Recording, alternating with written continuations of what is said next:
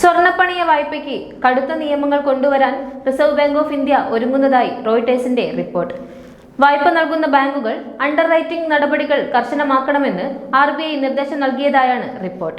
RBI കർശന നടപടികളിലേക്ക് പോകുന്നതോടെ വായ്പ ലഭിക്കുക എന്നത് ബുദ്ധിമുട്ടാകും.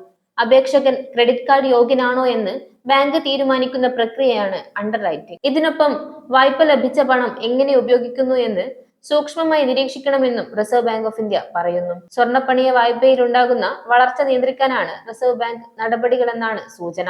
ബാങ്കുകളും സ്വർണ്ണപ്പണയം നൽകുന്ന ബാങ്കിതര ധനകാര്യ സ്ഥാപനങ്ങളും വായ്പയ്ക്ക് അപേക്ഷ നൽകിയയാളുടെ പശ്ചാത്തലം പഠിക്കണമെന്നതാണ് RBI ആവശ്യപ്പെടുന്നത്. ഇതിനൊപ്പം പണയം വെക്കാൻ കൊണ്ടുവരുന്ന സ്വർണത്തിന്റെ ഉടമസ്ഥാവകാശവും വെരിഫൈ ചെയ്യപ്പെടണം. സ്വർണ്ണപ്പണയ വായ്പയിൽ പിന്തുടരുന്ന തെറ്റായ രീതികൾ തടയുകയും മേഖലയിൽ സാമ്പത്തിക സ്ഥിരത നിലനിർത്തുകയും വേണം. ഇതിനായി എല്ലാ ധനകാര്യ സ്ഥാപനങ്ങളും സ്വർണ്ണപ്പണയ വായ്പ നൽകാൻ ഏകീകൃത മാനദണ്ഡം പാലിക്കുന്നുണ്ടെന്ന് ഉറപ്പാക്കണമെന്നാണ് RBIയുടെ ആവശ്യം. 2024 സെപ്റ്റംബർ മുതൽ ബാങ്കുകളിലെ സ്വർണ്ണപ്പണയ വായ്പ 50% വർദ്ധിച്ചത്. മൊത്തം വായ്പകളുടെ വളർച്ചയെ സ്വർണ്ണ വായ്പകൾ മറികടന്നിട്ടുണ്ട്.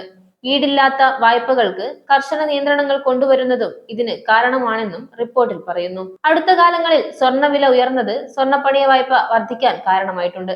എന്നാൽ കഴിഞ്ഞ 12 മുതൽ 16 മാസങ്ങൾക്കുള്ളിൽ നടത്തിയ ഓഡിറ്റുകളിൽ ബാങ്കിതര ധനകാര്യ സ്ഥാപനങ്ങളുടെ പോർട്ട്ഫോളിയോകളിൽ RBI ക്രമക്കേടുകൾ കണ്ടെത്തിയിരുന്നു. കൂടാതെ തിരിച്ചടവിൽ വീഴ്ച വരുത്തിയവരെ അറിയിക്കാതെ ബാങ്കുകൾ സ്വർണം ലേലം ചെയ്യുന്നതും RBIയുടെ ശ്രദ്ധയിൽപ്പെട്ടിട്ടുണ്ട്. കാര്യങ്ങൾ ഉൾപ്പെടെയുള്ള നിയന്ത്രണങ്ങൾ ഒരു സ്ഥാപനവും മറികടക്കുന്നില്ലെന്ന് ഉറപ്പാക്കാൻ വായ്പക്കാരെയും പരിഗണിക്കണമെന്നുമാണ് RBIയുടെ പ്രധാനപ്പെട്ട ആവശ്യം. ലോകത്തിലെ തന്നെ രണ്ടാമത്തെ വലിയ സ്വർണ്ണ ഉപഭോഗ രാജ്യമായ ഇന്ത്യയിൽ സ്വർണ്ണപ്പണയം വളരെ അധികമായി നടക്കുന്ന ഇടപാടാണ്.